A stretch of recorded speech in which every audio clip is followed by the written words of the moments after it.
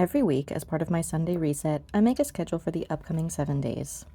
I did it when I was a student, when I worked retail with an hourly schedule that changed week to week, when I worked multiple jobs and really needed to manage my time, and now, as I work part-time to support my health and creative goals. Different stages of life require different decisions about how you will spend your time. But here are some basic principles that might help you shape your days and weeks into something that works for you. How are you going to visualize the days and hours so that you can clearly see what you have to work with? The most basic and flexible option is to make a table of 8 columns and 25 rows. You can do this in a document, a spreadsheet, on a piece of paper, in Notion, whatever you like.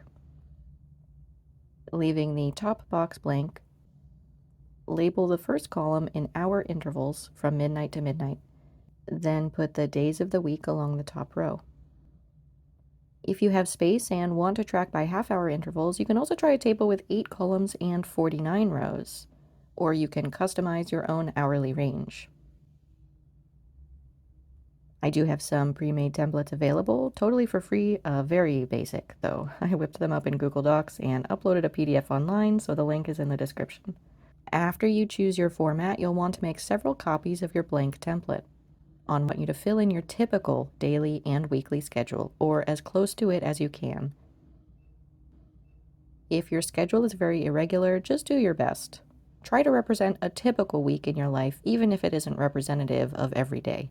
And try to fill in every single hour if you can. No shame or judgment if you're not super happy with the way you're currently spending your time. This is a chance to take an honest look and make adjustments. If you don't know how you're spending your time, consider using one of these to track it for a week. Give yourself some data. Alongside the typical schedule, you may want to create an ideal schedule, or your vision for what that looks like. That can be a really motivating exercise, so go for it. Have fun. Use stickers.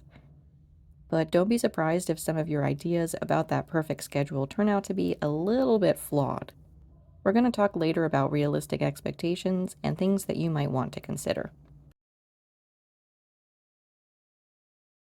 Okay, so if you have responsibilities to other people, institutions, companies, organizations, it will probably take precedence over even your own needs. And I'm not saying that's a good thing, but that is sort of how we're conditioned. So just know that it's normal if you're a person who finds it easier to do things for other people than for yourself. First, let's figure out your current obligations. And what is an obligation?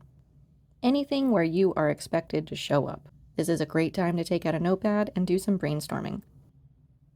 Work hours, school, caretaking for another person, appointments, meetings, social gatherings, events where someone else is relying on you. Write them all down in a list.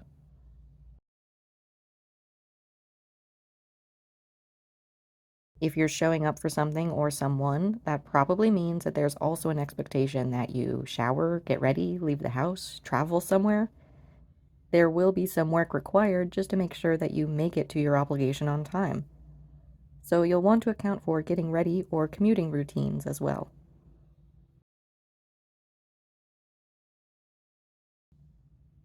Sorry it took so long to get here, but unfortunately we live in a society where many of us compromise regular meal times or consistent sleep in order to work a job or go to school. Now is the time to figure out how and when you'll be able to get your needs met. How much sleep do you usually need, and when can you fit it in? When are the best meal times based on your schedule?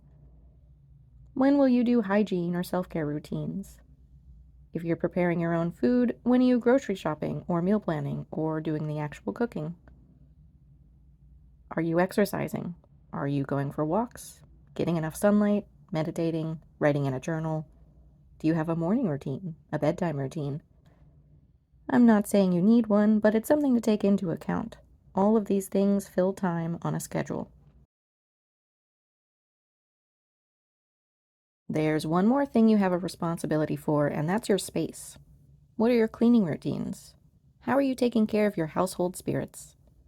Are you the kind of person who would rather do one big cleaning effort every so often, or a little bit of cleaning every day?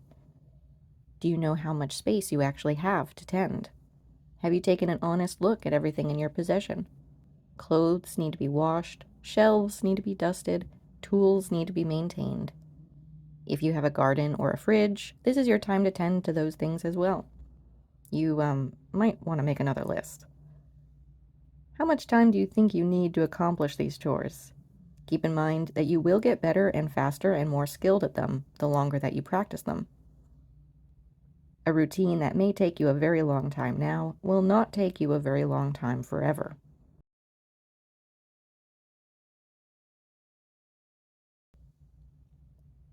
The normal routines and rhythms of life are periodically, even frequently, punctuated by celebrations or special events.